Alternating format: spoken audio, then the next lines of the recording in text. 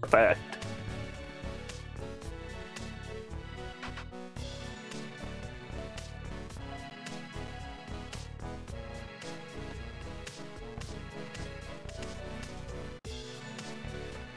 Hey everyone, I am still Heponwana. Hopefully you are sticking around from that last run of Ascent.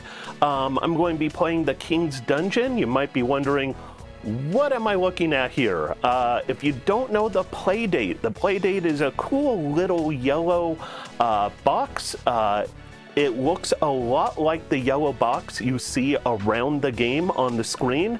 Playdate has a cool little program called Mirror that lets you capture the handheld device right on your screen, just how you're seeing it.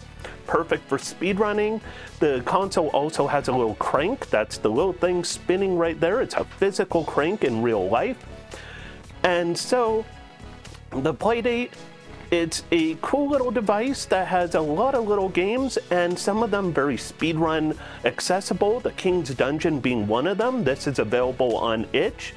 Unlike Ascent, it's not free, it's a few bucks. It's well worth it, but it actually has a lot in common with Ascent because Ascent was the inspiration for the King's Dungeon. It is another microvania, and so we're going to go through this game. Pretty much the whole goal, once again, just like Ascent, 5 power-ups that we are going to grab. We are doing any percent, so we want to go through as quick as possible. We don't care about collectibles. We just want to keep moving. This game right now has a community of 1. I am the sole runner of this game, so if you happen to have a Playdate and a few dollars to spare, go over to itch, find this game. I would love to have a bigger community. It's a lot more fun speedrunning a game when you can play off each other. So I'm going to go ahead and get started real soon. We will have the timer, but we'll also have in-game timer, which is really cool because it will be very accurate. We run on the leaderboards at SRC off of the in-game timer. So we will get going in 3, 2, 1, go. So this game, you're this little dude here. We're just going to jump. This game also, if you know what coyote jumps are named after Wile E. Coyote. It's where you fall off a ledge and you still have a couple pixels to jump. In this game, as long as you don't touch the ground, that was a collectible there. We have to collect that one. We're not going out of our way to collect them. They don't slow us down. But as long as you don't touch the ground, you can jump. So if I fall off of a tall ledge, I could jump like that. And we could do that and save a little bit of time to get through things. Here's our first power-up. It lets us climb these chain-like walls. And so we're just going to keep moving through here. A lot of this is about staying on a good cycle. It's also about, ooh, right here is a little tricky. So the controls are a little finicky when you're climbing the chains, which does lead to some cool glitches. I am sure if there were more runners, we could figure out ways to take advantage of glitches. Hopefully we don't see too much of glitches running this run or slowing it down. This room in particular is very glitch friendly, so we had a chance of kind of glitching through a bunch of things. Okay, I need to reset that room. I should go a little more patient. We're going to try and get ahead of everything there so that we could get through that in a shorter number of cycles. Here we get our power up. Here is where the crank comes in. So I am physically turning a crank to open these doors. It is a physical crank. It looks like a little fisherman's reel on the side of this device. And it gives you a nice little workout because you've got to use that real fast to get those doors open as quick as possible. We will be back for that cheese. We're not going for 100%, but that cheese is going to be in our route. Now we have double jump, which is one power up Ascent didn't have that I would have loved in Ascent. Yep, this is, oh, that was a tricky jump because we are doing some weird coyote double jumps right there.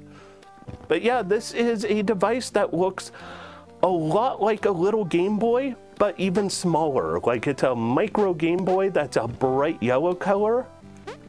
It is the Playdate that this is on, and I'm actually going to reset that cycle.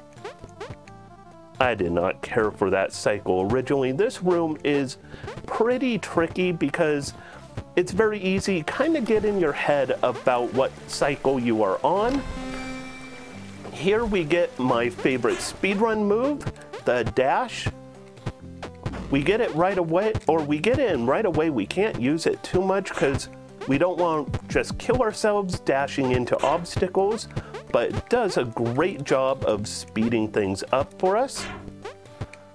This room here is incredibly tricky because grabbing ladders is very hard on this game. Believe it or not, one of the hardest techniques in this game is grabbing a ladder. It is very hard to explain what it's like grabbing a ladder, but it plays out kind of interesting. Oh, there we go. I wanted to grab that treasure without actually having to go to it. Now we have the last power up. It's kind of what I call going Super Saiyan. And by Super Saiyan, I mean pretty much we press down and we power up and blow up. And now we are actually near the end game because we have all the power-ups. We just need to get through a couple more challenge rooms. These rooms are extra hard. What's fun is this game also has a World 2. And World 2, it's not just a different map with a lot harder of challenges, but it's also the power-ups are in a different order. So you don't have the same, oh, bad timing there. This room is incredibly tricky. There we go. We're almost done now. We are approaching the last room. Just gotta talk to this king and time will be up. As soon as he's done talking, he goes on, and you cannot rush this quicker than you can mash the A button. If you hit B, you will reset his dialogue, so gotta keep going. And that would be time right there. And so, what's cool is you'll see RTA and in-game time are almost perfectly matched up. In fact, they would be matched up if my foot was a little quicker and more accurate on hitting the pedal for starting and stopping. But this game is really cool because there is a whole second world to it. The second world, different layout, different challenges, a lot harder, a lot more fun in my opinion because of the challenge. There's 100% categories for finding all of the cheese. There is also, it keeps track of your times for you. So it's real fun where you could see like these right here are the any percent world records because I'm the only one running this game. I would love for more people to run this. If you do have a Playdate, consider picking it up. It is amazing.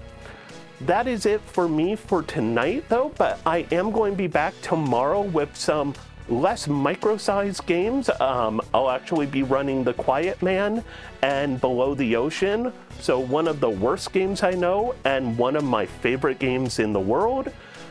And once again, it is still March 31st where I live.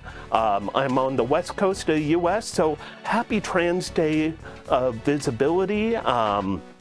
To all of my amazing trans friends and all of the amazing trans people out in the world. And with that, thank you everyone, and I will be back tomorrow.